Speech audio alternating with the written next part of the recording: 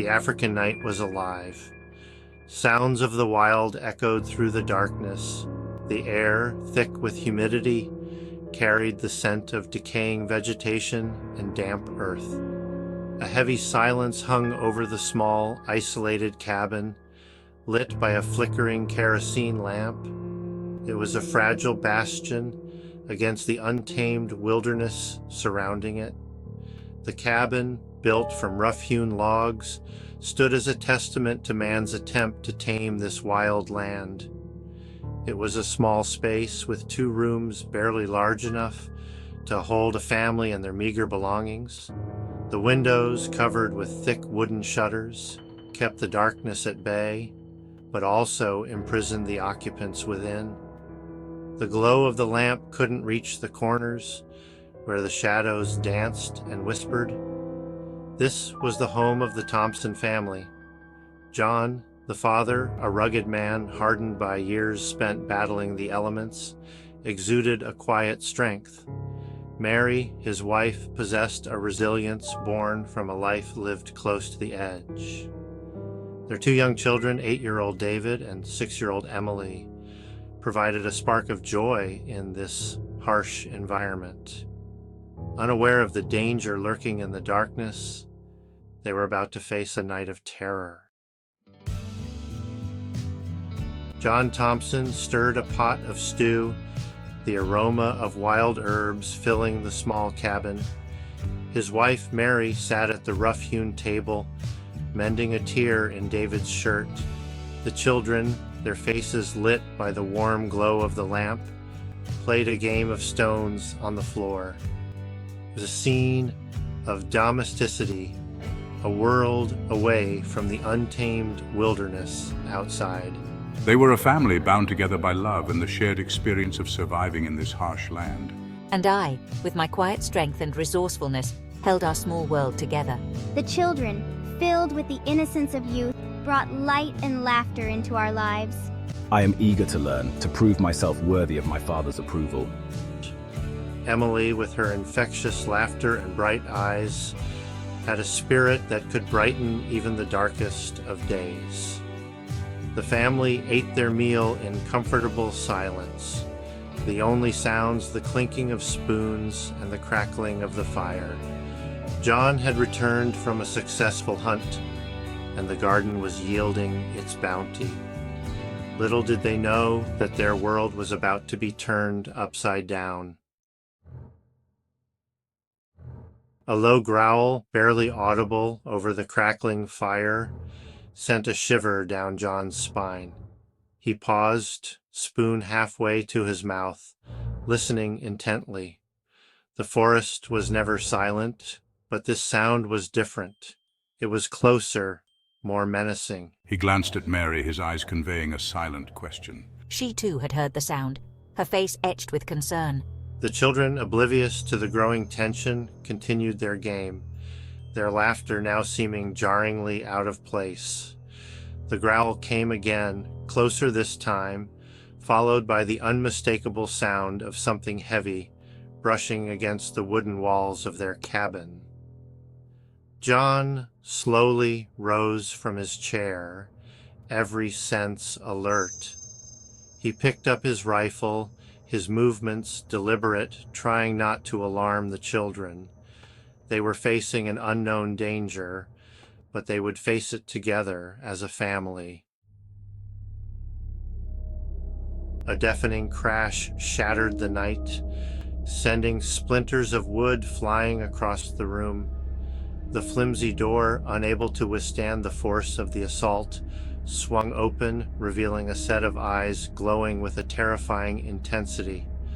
The creature, a honey badger, its compact body radiating raw fury, lunged into the cabin. Its teeth, bared in a vicious snarl, glistened in the lamplight. David, his eyes wide with fear, clung to his mother's skirt. S3. Emily screamed, her small frame shaking with terror. Mary, her maternal instincts taking over, scooped up Emily and shielded her with her body. John, his rifle raised, fired a shot. The cabin, once a sanctuary, had become a battleground. John, realizing the futility of reasoning with a rabid animal, knew they had to get out. "The loft!" he yelled, his voice barely audible over the snarls of the honey badger and the terrified cries of his children. Clutching Emily tightly, Mary scrambled towards the ladder leading to the small loft space.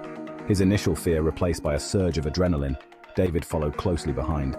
John, using himself as a shield, kept the creature at bay, his rifle now useless in the confined space. He grunted with each blow, his determination fueled by the desperate need to protect his family. Reaching the loft and pushing Emily towards David, Mary gasped, "Help her up," her eyes never leaving her husband battling the ferocious creature below. But it was too late.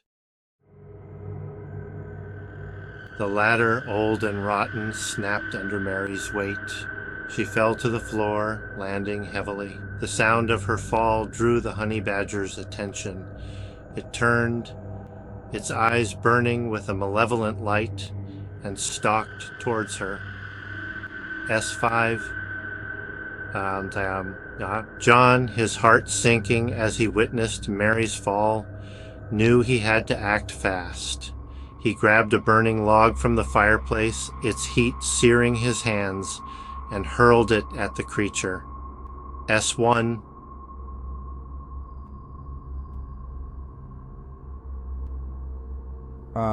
The honey badger, distracted by the sudden burst of fire, swiped at the burning log, momentarily forgetting about Mary.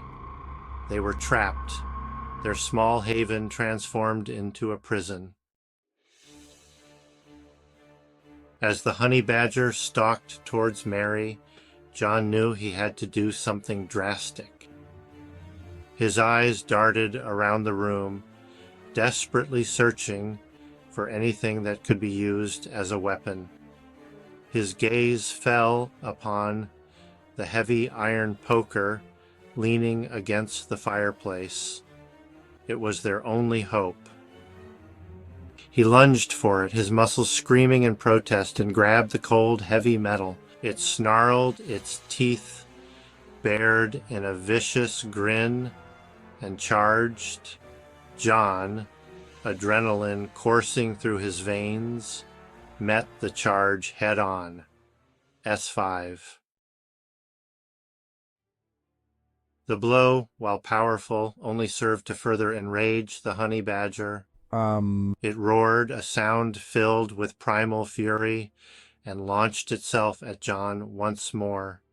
John, bracing himself for the impact, swung the poker again, this time aiming for the creature's chest. The iron bar connected with a sickening crunch, but still the honey badger came at him, its ferocity undiminished. S1. Mary, seeing her husband locked in a life or death struggle, knew she had to do something to help. She grabbed a heavy cast iron skillet from the floor and hurled it at the honey badger. The creature collapsed to the floor, its body convulsing for a few moments before falling still. S5. Silence descended upon the cabin, heavy and absolute. The only sound was the crackling of the fire and the sound of their ragged breathing. John stood over the fallen creature, the iron poker still clutched in his hand. His body ached, every muscle screaming in protest. He was covered in blood, his own and that of the creature he had just killed, but he was alive. They had survived the night, but the memory of the rabid honey badger, its glowing eyes and ferocious attack, would forever be etched in their minds.